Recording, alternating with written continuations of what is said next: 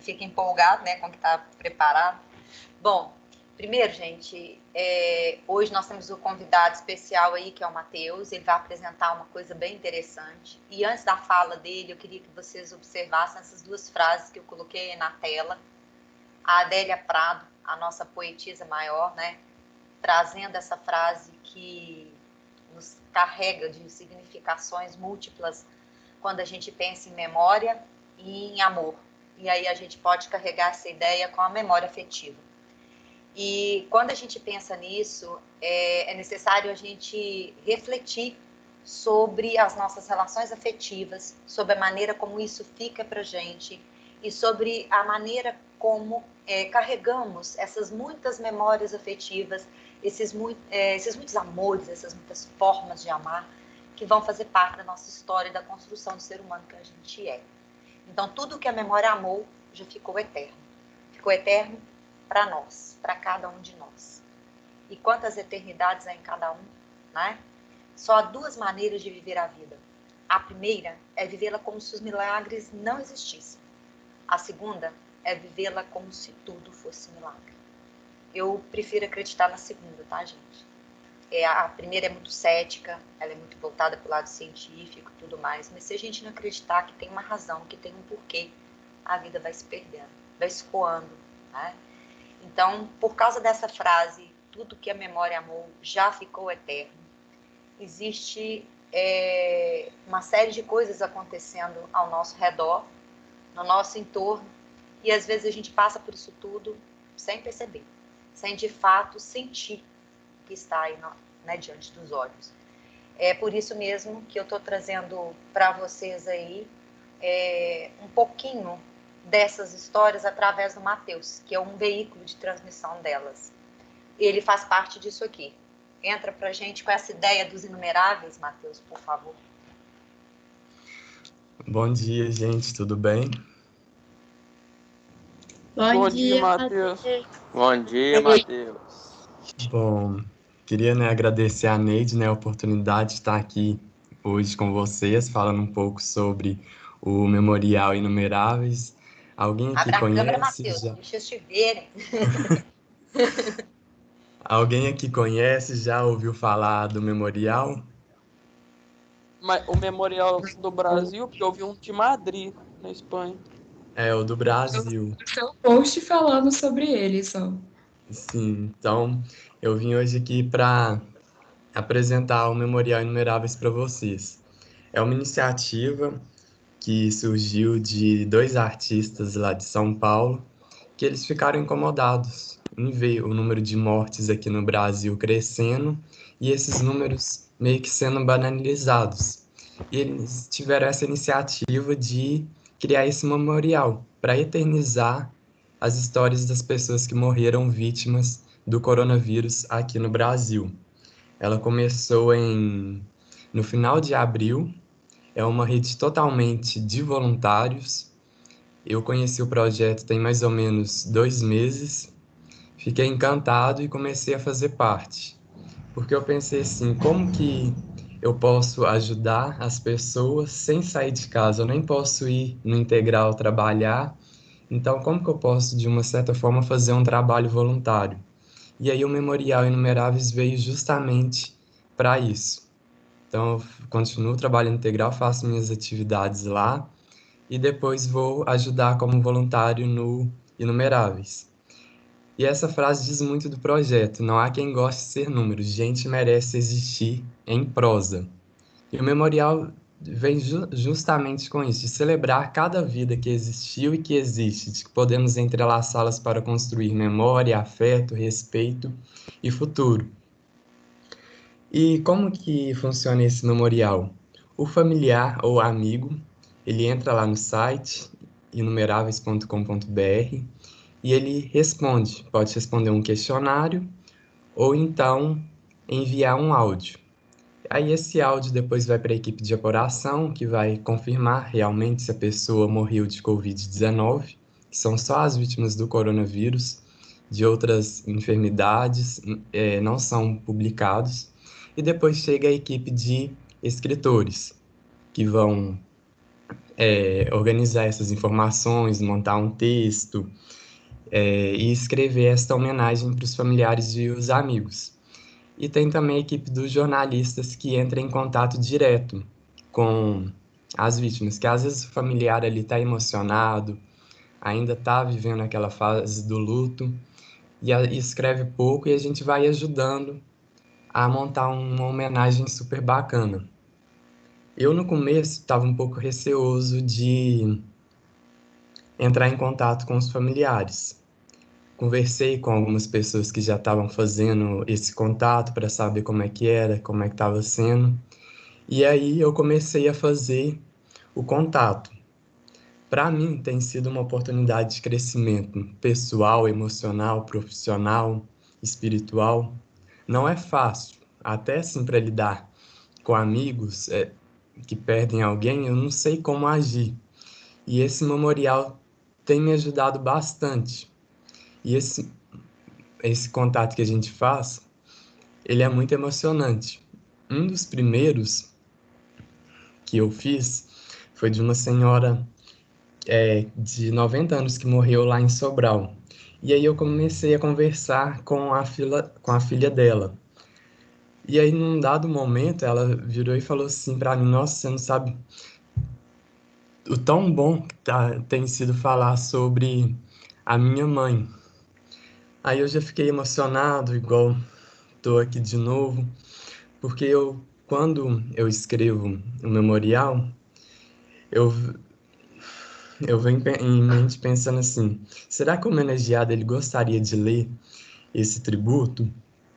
Eu acho que quando o texto ele é publicado lá no site, eu acho que de uma certa forma ele fecha esse ciclo do luto e do velório, porque as pessoas não têm nem a chance de despedir o seu ente tão querido.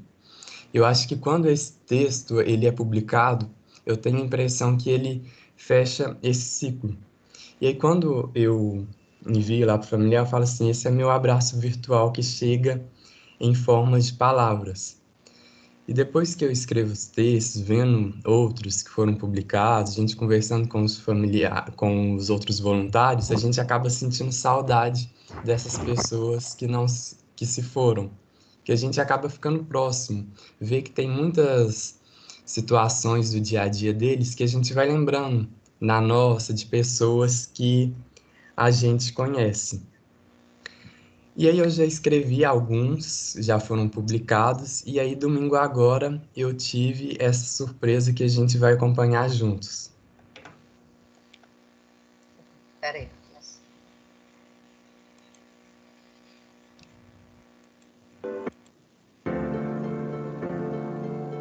Fernando nasceu e passou a infância no bairro do Marizal, na capital maranhense.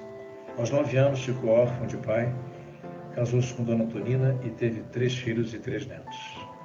Era um excelente pai, não só para os filhos, como também para os amigos, parentes, genros e nora. Na empresa onde trabalhou, os colegas também o chamavam, é claro, de pai. Na casa onde morava, tudo era motivo de festa. O quintal estava sempre aberto para todos. No dia do Círio, grande festa religiosa dos paraenses, a casa ficava lotada. Parece que a qualquer hora ele vai voltar e comandar uma grande festa. Onde é proibido ficar triste. Fernando, de 78 anos, Nide, de 85 e Vera, de 69. Eles estão entre as mais de 72 mil vítimas da Covid-19 no Brasil. O site Inumeráveis está há 72 dias compartilhando depoimentos. Presta uma homenagem aos que se foram neste momento tão desafiador que todos nós vivemos. Um serviço que tem reconfortado milhares de famílias no Brasil, transformando os números em histórias de vida.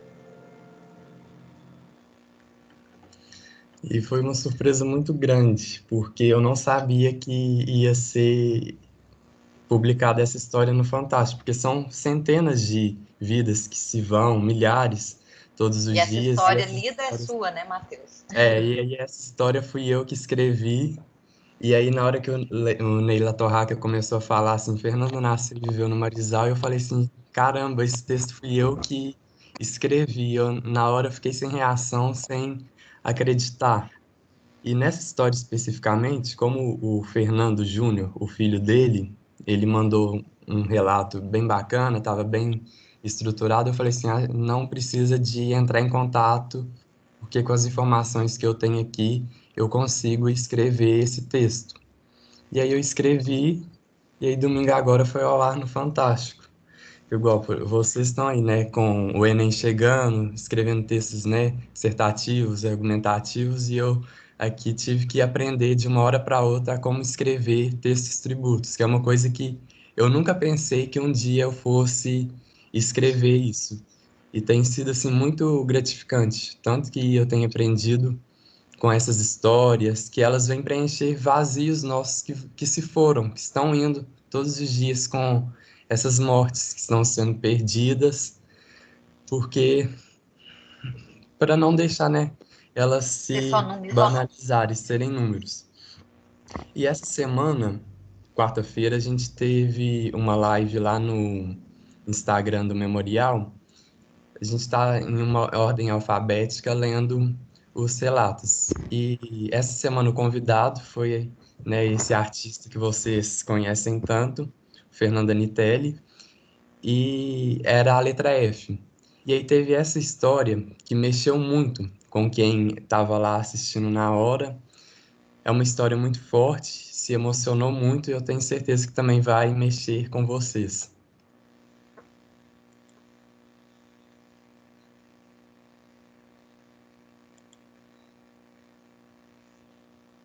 Tem uma que é dura, mas acho que eu vou ler ela. O que você acha? É um pouco dura. É uma história bonita, porém difícil. Acho que eu vou ler ela. Daí a gente canta uma música para ela. Linda. Fernanda Torres.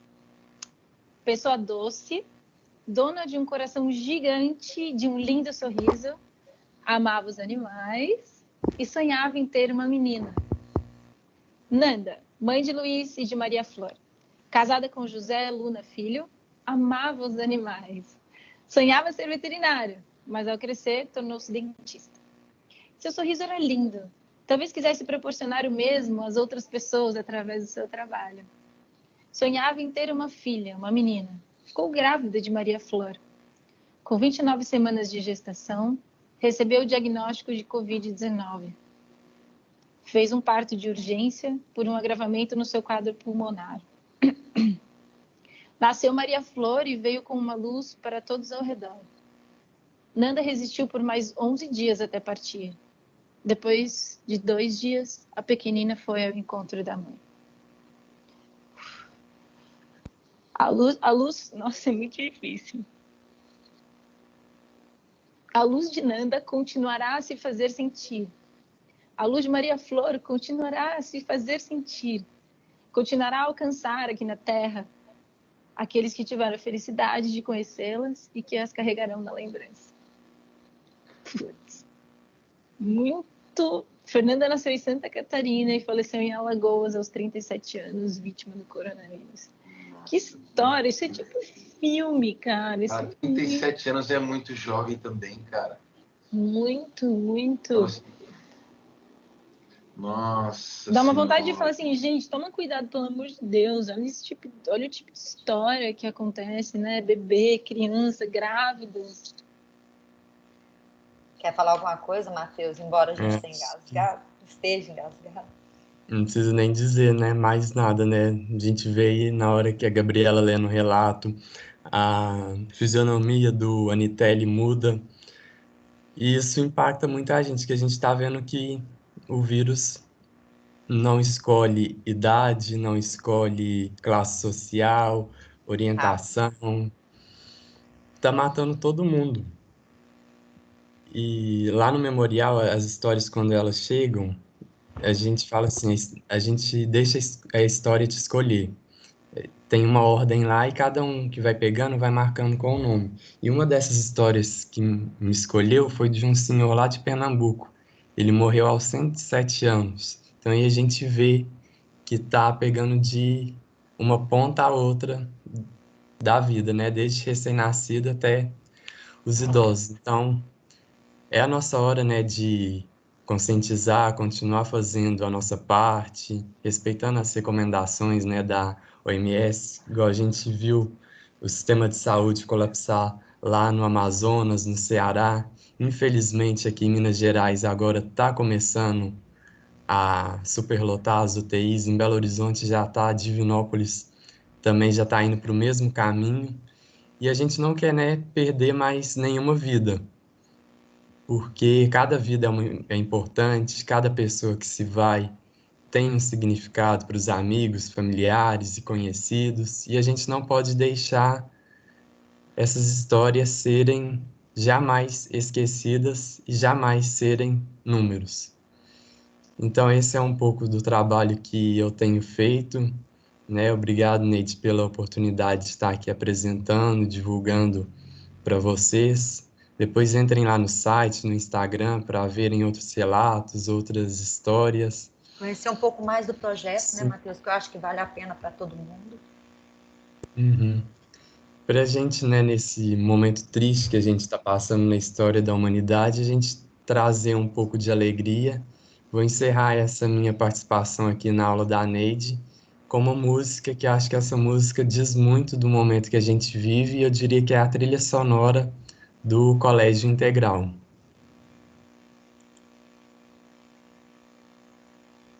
Que música será que a gente escolhe?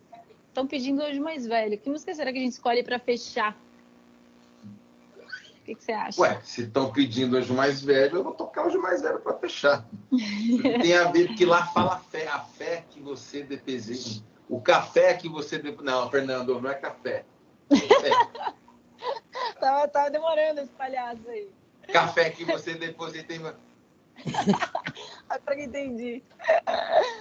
A gente pode terminar com a música. A gente não precisa dar tchau. A música termina e a live termina. Com essa música que é uma homenagem ao Rô, seu irmão se foi, e a todos que se foram também.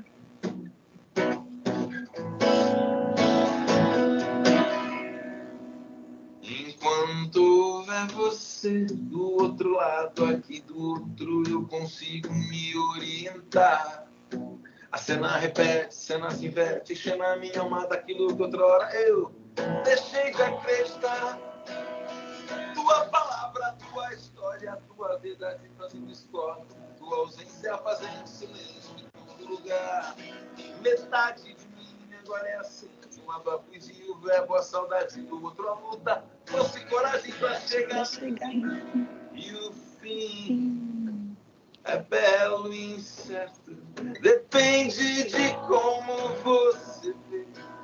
Um novo credo, a fé que você deposita em você e só, mas só, enquanto eu respiro, vou me lembrar de você, só enquanto eu respirar,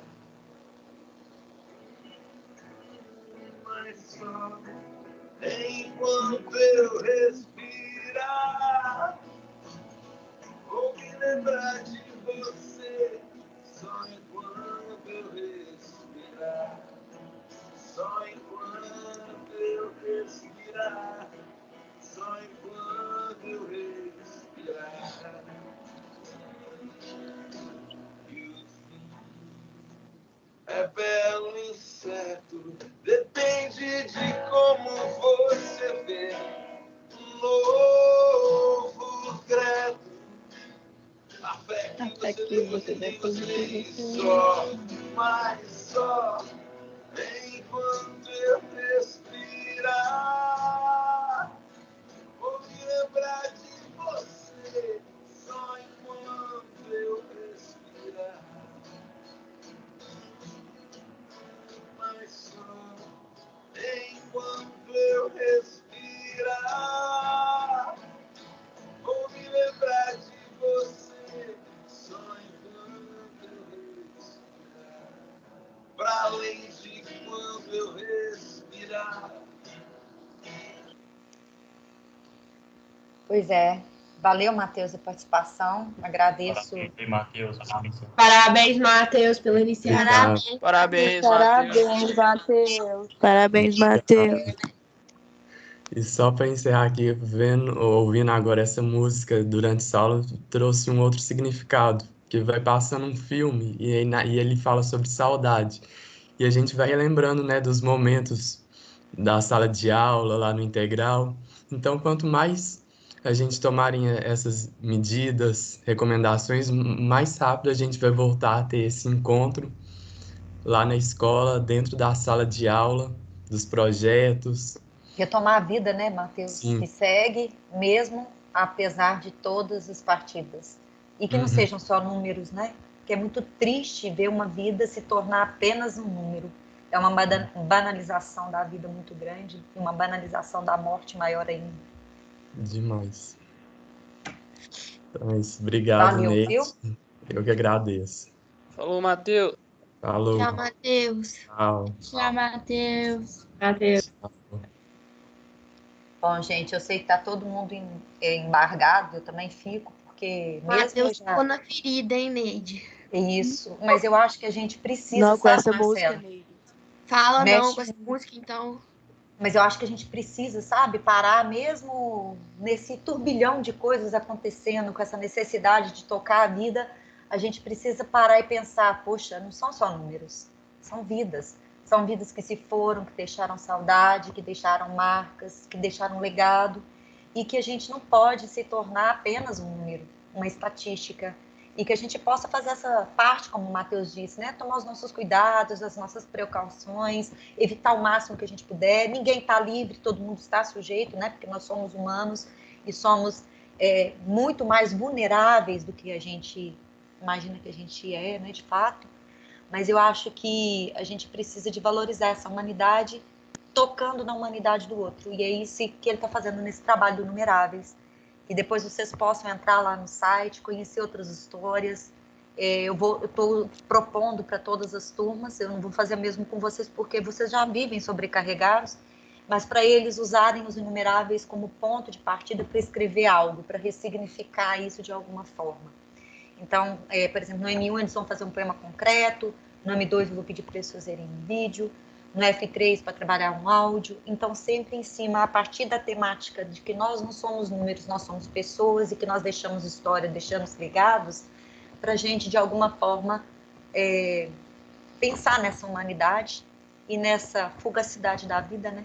É tudo tão efêmero, tão rápido, e a gente precisa dar valor e ter valor em cima disso. Vamos tentar retomar, mesmo com a voz meio embargada aí. Neide, só um parênteses aqui. Ontem, depois da aula do M1, eu comentei lá no grupo que eu tinha falado sobre o projeto, mostrado um pouco da live. O pessoal ficou encantado. A Gabriela, que estava conduzindo a live também, achou lindo, maravilhoso. E eles estão super ansiosos para ver os trabalhos que os meninos vão fazer sobre o Inumeráveis. Eu acho que é um diálogo, né? Com essas histórias que vai fazer parte da história. Sim. É uma ponte. O que nós estamos vivendo é histórico. Muito. Queiramos ou não, nós fazemos parte da história. Não vamos virar sua estatística, por favor. Bom, vamos tentar retomar, gente? Mesmo apesar da emoção aí, que eu acho que faz parte, tá? Eu coloquei nesse PowerPoint com todas as questões das 3 aulas de verbo de vocês aí, da apostila do SAS, mas como eu falei com vocês, para priorizarem as do Enem e as de sala, que são aquelas que, ao meu ver, de uma maneira geral, trazem uma elaboração mais consistente e focando mais do que pode parecer. Essa que está na tela em questão é a questão 3, proposta da aula 13, se eu não estiver enganado. Isso, da aula 13. E ela traz um trecho de um livro literário que eu gosto muito, que eu li na adolescência, na minha época de escola pública, né? Eu estudava na Escola Estadual Miguel Gontijo, lá em Monspácio, e eu tinha uma professora de literatura que ela nos colocava alguns livros como meta, e A Moreninha foi um deles. E naquela época do adolescente, mais ainda, porque é um livro romântico com um ideal romântico. Então, para quem aí está estudando, conhecer as escolas literárias, fica mais claro vocês entenderem onde que essa obra literária se enquadra, para observar também qual é o recurso linguístico que ela carrega. Então, quando o Enem coloca esse trecho da Moreninha e pergunta, né, como nós vamos ver, eu vou ler o comando primeiro e depois eu retomo com vocês o trecho. O trecho faz parte do romance A Moreninha, de Joaquim Manuel de Macedo. Nessa parte do romance, há um diálogo entre duas personagens. A fala transcrita revela um falante que utiliza uma linguagem. Então, vocês estão percebendo que ele está cobrando, está pedindo aí a questão da linguagem da obra. Mas se eu conheço, né, o período literário, a representação que havia naquela época, qual era o tipo de abordagem que os livros carregavam, fica mais fácil. Então, a gente sabe que essa época do modernismo, vocês observam aí uma linguagem mais erudita, mais culta, havia aí um tratamento das pessoas, muito mais pela segunda pessoa do plural, nem era o tu, gente, era o vós, que é extremamente difícil para a gente hoje. Por quê? Porque a gente habituou a fazer uma simplificação da linguagem no coloquial, no cotidiano. Então, a gente não faz essa inserção, a gente não faz esse uso. E olha que a fala começa assim, ora dizeis, não é verdade? Pois o senhor Lúcio queria esse cravo, mas vós lhe não podíeis dar, porque o velho militar não tirava os olhos de vós. Ora, conversando com o senhor Lúcio, acovardastes ambos que ele iria esperar um instante no jardim. Vocês não acham que isso é demais, né? Para uma estrutura de diálogo? Então, a formalidade está ali. Então, eu já consigo eliminar grande parte das abordagens colocadas as alternativas que o Enem relacionou aí. Não é informal, não pode ser visto como regional, porque não é característico de uma determinada região, era o padrão de uma época. Ele representava aquela variante histórica, temporal, essa marca registrada que trazem no romance A Moreninha, por ser um romance romântico, tá? E configurar esse ideal de idealização da amada, idealização de tudo, inclusive da própria valorização da estrutura linguística, tá? Não posso dizer que é técnica, porque não é uma área específica, tá? É uma abordagem mais geral. Então, o que a gente observa? Eu ficaria com as duas últimas, culta e lírica. Eu acho que a lírica ela se aproxima, mas não porque é uma poesia, pela linguagem figurada que ele carrega, tá? Só que a gente observa que o predomínio é da norma padrão para mostrar a valorização do domínio dessa língua culta. Então, aí a D se sobrepõe à letra E. Se, nesse caso, eu tivesse ali a construção de uma figura mais metafórica, num sentido ainda mais figurado, porque não é ali um caso de diálogo, vocês conseguiriam verificar a lírica presente ali. Ah, então a lírica pode estar presente na prosa, assim como na poesia? Pode. Então, o que é o lirismo? Lirismo vem lá de lira, então tem a ver com a estrutura poética, musical. Quando a gente ouve a música do Anitelli, por exemplo, há lirismo na estrutura. Por que música? Também. Porque há uma cadência de sentido figurado, de sentido metafórico, construindo um conteúdo poético e musical. Né? Então, muitas obras poéticas vão se enquadrar ali, mas muitas obras literárias em prosa também se enquadram aí. É considerado, por exemplo, o livro Iracema, é considerado uma das maiores prosas poéticas de todos os tempos. E também é romance romântico. Tá? Então, é importante a gente visualizar isso dentro da questão. Eu acredito que a maioria de vocês tenham marcado correto, né? Que é aquela ali, mas eu acho que conhecer um pouco da estrutura da obra nos auxilia. Vou passar para a próxima. Alguém quer comentar alguma coisa dessa? Ficaria tranquilo, né? Ah, tem uma coisa curiosa, gente. Além do tratamento do vós, olha que coisa esquisita isso aqui, ó. Lho. O que é o lho? Vocês já viram em algum lugar? É muito comum em estrutura de obras literárias ou poéticas. Fora isso, a gente quase não vê. O que seria o lho? Vocês sabem? Não, nem ideia, Neide. É a junção, gente, do lhe com o. Ele está usando ali, né, na verdade, podíeis dar, locução verbal, tá vendo? Em podíeis dar. Tem tudo a ver com a nossa matéria, que é verbo, né? Ali a questão da composição, né? Eu tenho uma locução verbal composta de podíeis com verbo auxiliar e o dar com verbo principal. E o verbo dar como principal, ele é transitivo direto e indireto. Quem dá alguma coisa a alguém. Até muita gente põe malícia, e ao colocar malícia não esquece mais que esse verbo é quase sempre bitransitivo. Então, como ele tem a possibilidade de dois objetos, ele tem lá, olha, tá vendo? Quem é o sujeito é o vós. Tá dando para ele lhe algo, o o que está aqui. Então, esse lho aqui é a junção de lhe mais o objeto indireto e o direto uma vez só.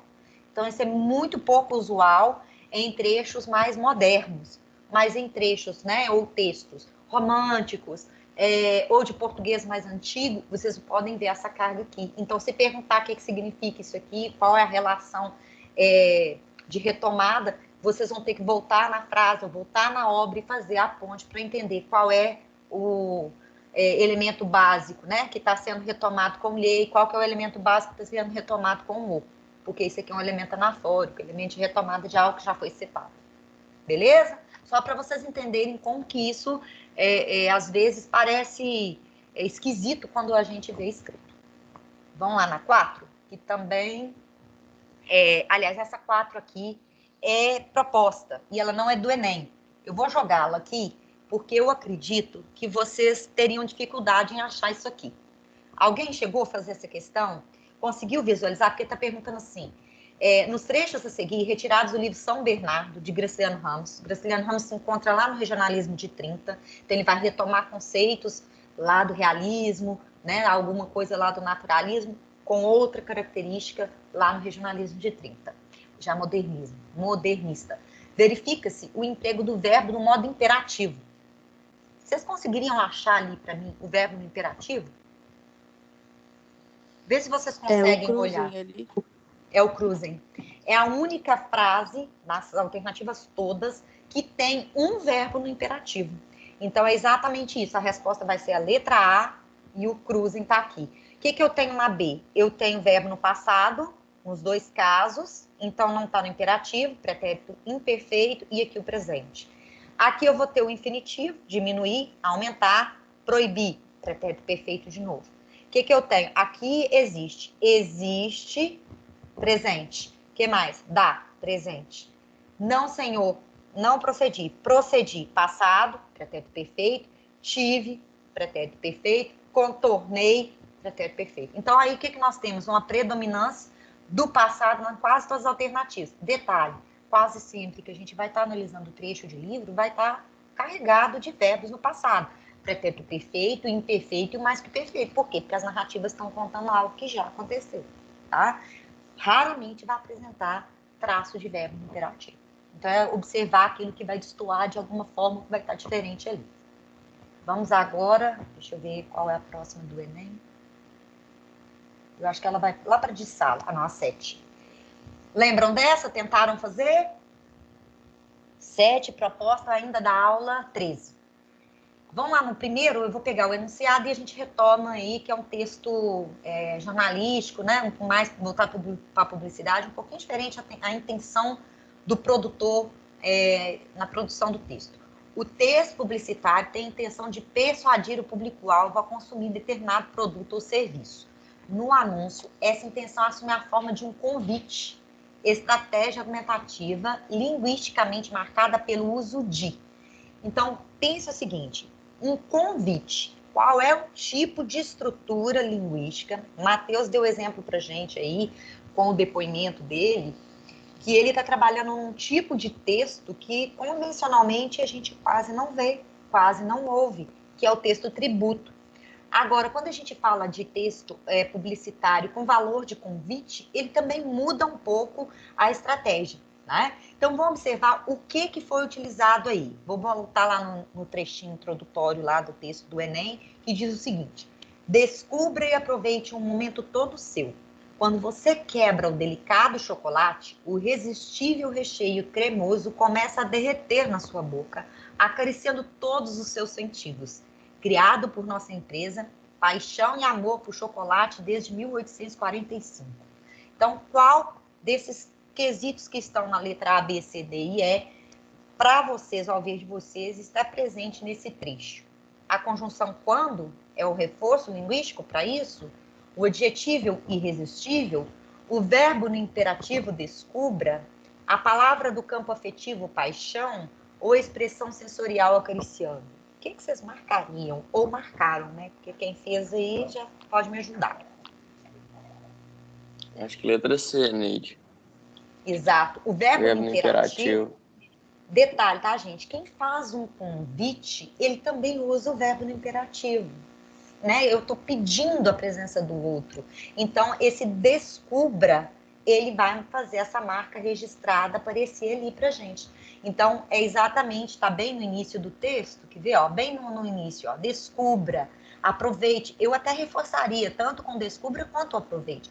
A presença dos verbos no imperativo faz com que o leitor, né, se sintam mais próximos do convite, mas que ele apela para essa coisa do sensorial, pelo campo da paixão, a gente percebe, né? É extremamente sensual o texto, intencionalmente sensual, porque ele desperta essa coisa, né, da vontade de comer o chocolate. A libido está associada aí. Vamos lá, deixa eu ver esse aqui. Acho que agora nós vamos passar lá para 10. Bom, esse trecho, ele é do Reinações de Narizinho. Eu vou primeiro ler o enunciado da questão e volto com o trecho que o Enem recortou aí do Monteiro Lobato. No último período do trecho, há uma série de verbos no gerúndio que servem para caracterizar o ambiente descrito. Então, no comando, ele já te deu para que esse verbo no gerúndio foi utilizado no texto. O gerúndio só serve para isso? Claro que não. Mas aí a gente vai ver o que corrobora, o que confirma isso. Expressões como camaronando, caranguejando e pequeninando e não mordendo criam principalmente efeitos de... Observem que essas palavras, caramonando, caranguejando e pequeninando, são neologismos, né? Ele recria a palavra a partir de uma palavra que já existia. Vamos lá no trecho. Narizinho correu os olhos pela assistência, não podia haver nada mais curioso. Besourinhos de fraque e flores na lapela conversavam com baratinhas de mantilha e miosotes nos cabelos. Abelhas douradas, verdes e azuis falavam mal das vespas de cintura fina, achando que era exagero usar coletes tão apertados. Sardinhas, aos centos, criticavam os cuidados excessivos que as borboletas de toucados e de gaze tinham com o pó das suas asas. Mangavas de ferrões amarrados para não morderem, e canários cantando, e beija-flores beijando as flores, e camarões camaronando, e caranguejos caranguejando, tudo que é pequenino e não morde, pequeninando e não mordendo. Observe a ideia leonástica que ele faz, tá? Beija-flores beijando as flores. Ele tá brincando com a própria construção da palavra aqui, ó, bem dentro do nosso processo de formação, tá? Camarões camaronando, então uma coisa reforçando a outra. Então, vamos lá na questão. Bom, então nessa 10, o que vocês marcariam? Essas expressões foram utilizadas com que tipo de efeito? Para quê? Qual foi o efeito de sentido? Esvaziamento de sentido, monotonia do ambiente, estaticidade dos animais, interrupção dos movimentos ou dinamicidade do cenário. O que vocês marcaram? Neide, o que é monotonia? Monotonia é ficar estagnado, parado. Quando você fala com esse, não, isso tá tudo tão monótono, tá tudo tão devagar, não saiu do lugar, tá letárgico. É a letra E mesmo, quem falou aí acertou. Porque lembrar que o gerúndio, ele dá a ideia de continuidade. Então, quando a gente tem essa ideia de contínua, no passado cabe e no presente cabe. Só não cabe se for relacionado ao futuro, porque se o futuro não aconteceu, como é que vai ser contínuo? Tá? Então, é por aí mesmo. Perfeito. Agora nós vamos passar... a letra D? A letra D, interrupção dos movimentos, ela é muito comum quando você tem os verbos no pretérito imperfeito, Ian. Por exemplo, cantava, falava, caranguejava, foi interrompido. Se você tivesse na construção do trecho do Monteiro Lobato, nesse trecho, o criticavam que ele usa aqui em cima, ó, poderia ter essa interrupção. Mas o trecho que ele recortou está exatamente reforçando o valor do gerúndio, que é essa ideia de continuidade. Por isso agora faz sentido, é porque eu tinha lido errado. Eu tinha interpretado, tipo assim, que não fraga, tipo, ininterrupto. Ah, entendi. Se você pensar no ininterrupto, caberia, porque a ideia de dinamicidade vai dar ideia de continuidade. Aí cabe a ideia que você pensou, talvez por isso. Às vezes, prestar atenção nessas palavrinhas ajudam, tá, gente? Até pra gente eliminar. Agora, nós vamos lá para as de sala da aula 14. também sobre o nosso conteúdo de verbo. Vocês vão ver que tá tudo junto, misturado. Eu pus isso aqui só para me ajudar a separar a unidade, tá, gente? Porque na hora que eu fui montando, fui colocando uma questão depois da outra. Olha que frase interessante. Assim como uma vírgula muda uma frase, uma simples atitude muda uma história. Eu acho que a atitude do Mateus está mudando as histórias, né? De alguma forma, histórias que cairiam no esquecimento vão fazer parte do nosso registro histórico. Nosso tempo está acabando, o telefone desperta 5 minutos antes, mas eu acho que dá para fazer pelo menos mais uma questão. Primeira de sala da aula 14. Vamos a ela? Vou primeiro pegar o enunciado e volto com vocês no trecho aí, tirado também de uma obra literária do Machado de Assis. O imperativo utilizado por Monsenhor Caldas ao dar as ordens a João emprega. Então, o imperativo, ele pode ser usado para dar ordem, para fazer um pedido. Agora, o que eu quero observar? Quero que vocês observem. Há uma mistura na maior parte das situações do uso do imperativo. Porque o imperativo afirmativo, ele é tirado de 2 outros tempos e modos verbais, né? Do presente do subjuntivo, nas pessoas, na terceira do singular, na primeira do plural e na terceira do plural. Agora, a segunda pessoa, seja ela do singular ou do plural, é tirada do presente do indicativo menos o S. Vocês lembram disso? Então, se eu estiver usando o tu ou o vós, que era muito comum em obras literárias, eu vou ter, então, esse imperativo modificado. Então, vamos lá. Monsenhor Caldas interrompeu a narração do desconhecido. Dá licença? É só um instante. Descansou-se, foi ao interior da casa, chamou o preto velho que o servia e disse-lhe em voz baixa: João, vai ali à estação de Urbanos, fala da minha parte ao comandante e pede-lhe que venha cá, com 1 ou 2 homens, para livrar-me de um sujeito doido. Anda, vai depressa. E voltando à sala, pronto, disse ele, podemos continuar. Então, vocês notem que o que ele quer é na fala do João, né, um imperativo utilizado, peraí um pouquinho, utilizado por Monsenhor Caldas ao dar as ordens a João. Então, olha, ele dá a ordem aqui, nessa fala.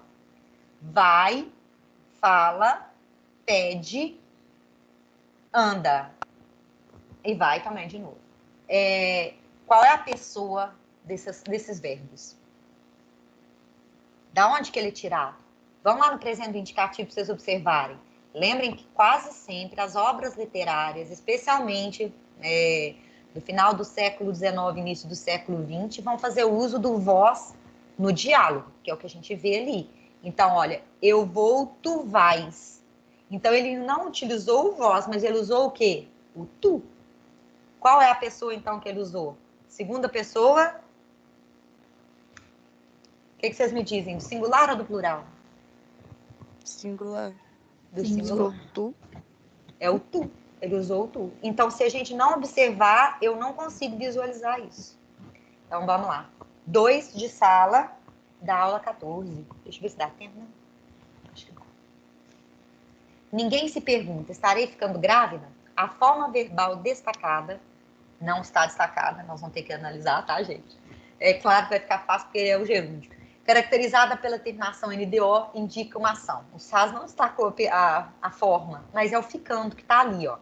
Então, nesse caso, indica uma ação. Lembrar que para que serve o gerúndio mesmo? Para dar ideia de continuidade, para dar a ideia de que essa ação, né, ela vai, não vai ser finalizada ali, ela está acontecendo naquele momento. Então, o que vocês marcariam? Está prestes a acontecer, mas ainda não foi realizada.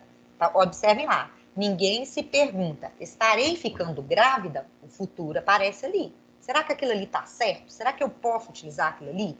Totalmente realizada, finalizada. Lembra que o gerúndio dá ideia de continuidade. Que pode ou não ter sido realizada. Aí você teria que ter ali o futuro do pretérito, estaria. Não terminada em andamento. Ou um pontual em extensão no tempo. O que vocês marcariam? A letra D, Neide. É a D, exatamente. Estarei ficando grávida, ela é reforçada pela pergunta, certo? Então, o gerúndio com ideia de continuidade, por isso que está em andamento, então não foi concluído. Nós vamos parar nessa 2. Na nossa aula de quarta-feira, eu já vou deixar separadas as questões do SAS, a gente comenta as 2 últimas da aula 14, as de sala da aula 15, que eu acho que não tem do Enem. Depois eu vou dar uma conferida. Já está todos nessa apresentação aqui, eu só vou dar uma conferida direitinho. E se vocês tiverem dúvida em alguma, vocês podem pontuar para mim, que eu vou deixar na apresentação. Vocês podem ver que tem todas, porque se precisar eu volto com vocês na hora, na tela, beleza? E aí a gente dá continuidade, aproveitando a questão dos simulados do SAS, as questões de linguagem que eu acho que vale a pena, ou que vocês tiveram dúvida, pegando os 2 pontos, ok? Ok, Neide. Então, bom final Beleza, de semana Neide. a todos. Se cuidem, fiquem bem e dê uma olhadinha no Inumeráveis, que eu acho que vale a pena. Tchauzinho, Neide. Boa. Tchau, Boa galera. Tchau, Neide. Bom final de semana. semana. Neide, obrigado. Bom final de semana para vocês. Se cuidem.